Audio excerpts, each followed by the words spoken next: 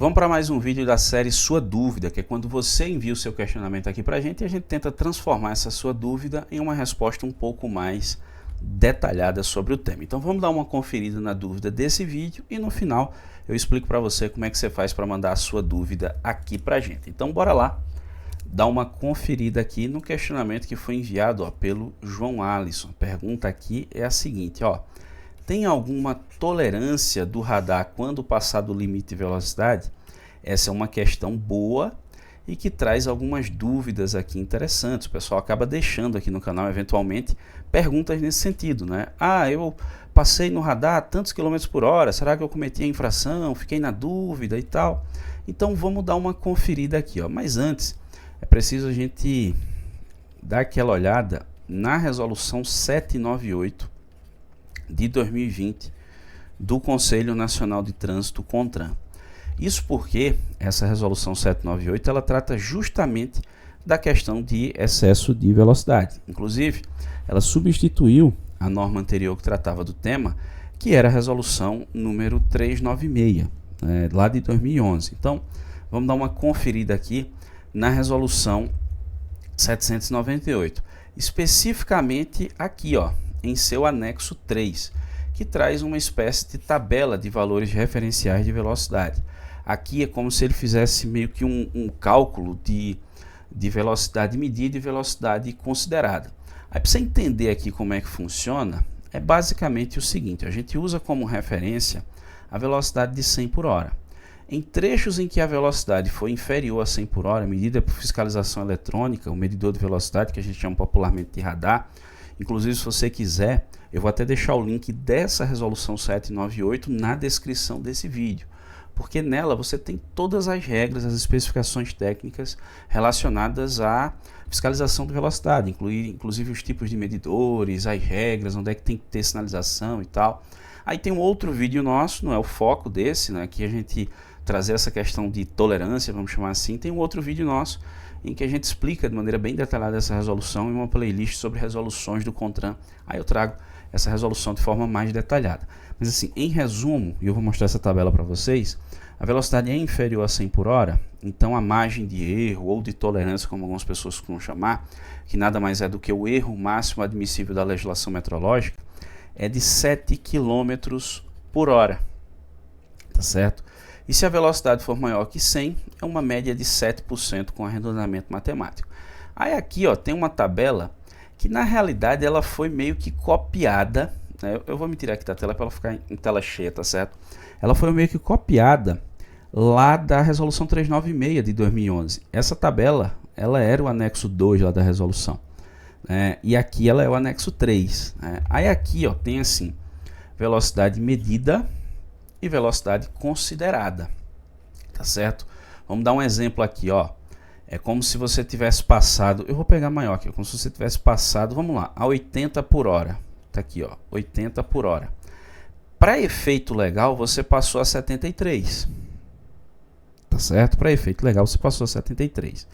Imagina lá que você passou aqui, por exemplo, a 120 por hora, Para efeito legal, você passou a 112. O que é que eu me refiro a efeito legal? O que seria isso? Para fins de fiscalização, para fins de constatação de uma eventual infração. Quer ver um exemplo prático aqui? Vamos pensar que a velocidade máxima é 60 por hora. E digamos que você passou a 65. Aí você diz, e agora será que eu cometi a infração? Aqui, velocidade considerada é 58. Então, nesse caso aí, você ficou dentro do limite de velocidade permitido. Quer ver um exemplo prático aqui, para você verificar como é que funciona isso na prática? Vamos imaginar exatamente isso. A velocidade máxima é 60 km por hora. Aí você passou a 65. 65 menos 7 deu 58. É infração? Não. Agora, digamos que você tivesse passado a 69 por hora. Menos 7, 62. Agora ficou acima desse limite. Isso vale para essas velocidades todas aí. Por exemplo, 40. Imagina um trecho de 40 por hora. Você passou aqui a 47, ficou dentro do limite. Eu passei a 48. 48 menos 7, você excedeu o limite de velocidade. E aí vem um detalhe importante, que quanto maior a velocidade que você excede, maior também acaba sendo a punição que você vai sofrer, ou a infração que você está cometendo. Essas infrações de excesso de velocidade, elas estão previstas aqui, ó, no artigo 218 do CTB. Lá no inciso 1, nós temos a infração para o sujeito que excede o limite de velocidade média, velocidade permitida para o local, em até 20% além do permitido.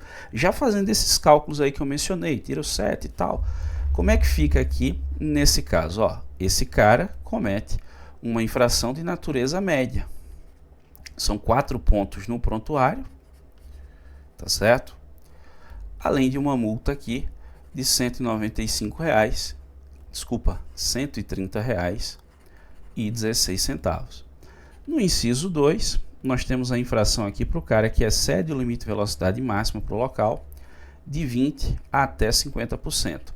Esse cara aqui está cometendo uma infração de natureza grave. Aqui são 5 pontos no prontuário, agora sim, R$ 195,23 de multa. E no inciso 3, nós temos o caso daquele cara que excede a máxima permitida para o local em mais de 50% além do permitido. Aqui é bronca, viu? Aqui é uma infração de natureza gravíssima, só que é gravíssima, ó, vezes 3. Significa dizer que o valor dessa multa é de R$ 880,41. Detalhe, aqui não tem registro de pontuação, sabe por quê? Olha a bronca, aqui o sujeito pode sofrer a suspensão do direito de dirigir. Por isso que eu disse que era bronca, ó.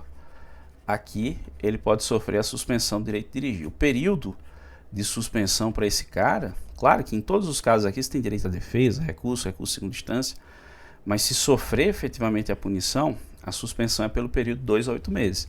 Digamos que você pegou aqui, sei lá, 3 meses de suspensão. Então durante esses 3 meses você não poderia dirigir nada e paralelo a isso teria que fazer curso de reciclagem e prova no Detran para ter tua habilitação de volta. Olha a bronca aí. Claro, repito, isso não é algo automático. Ah, o cara cometeu a infração e tal. Inclusive na redação original do CTB tinha até um equívoco nesse inciso 3 do artigo 218, que já foi consertado. Ele dizia assim, suspensão imediata do direito de dirigir. Dava a entender que bastava cometer a infração que ele teria o direito de suspenso. Isso não é verdade. Aqui você tem direito à defesa, recurso de segunda instância. Agora, claro que se você não se manifestar no processo, às vezes reconheceu o cometimento da infração para pagar mais barato, ou fez defesa, fez recurso, foi tudo indeferido, aí você pode ter o seu direito de dirigir suspenso por esse período aí que eu mencionei, tá certo? Então, essa é a explicação desse vídeo, né? Se você quiser, você pode mandar a pergunta para a gente aqui, ó, no salatrans.com/contato. Lá vai abrir um formulário para você, você envia através do formulário e faz constar que gostaria de ver essa sua dúvida respondida em vídeo. Então a gente tenta produzir essa resposta de maneira mais detalhada para você. Ou ainda tem uma possibilidade, lá no nosso canal, no nosso site tem um contato via WhatsApp, você pode mandar sua dúvida em vídeo. A gente reproduz aqui e logo em seguida traz essa sua dúvida respondida. Ou ainda deixando nos comentários desse vídeo aqui, bem como eventuais dúvidas sobre essa questão que a gente trouxe no vídeo de hoje, tá bom? Se ficou com dúvida, concorda com algo cordial, fica à vontade, vai deixando aí nos comentários que a gente vai tentando te ajudar de alguma forma, beleza? Agradeço muitíssimo a você que me acompanha até aqui, um grande abraço e até a próxima.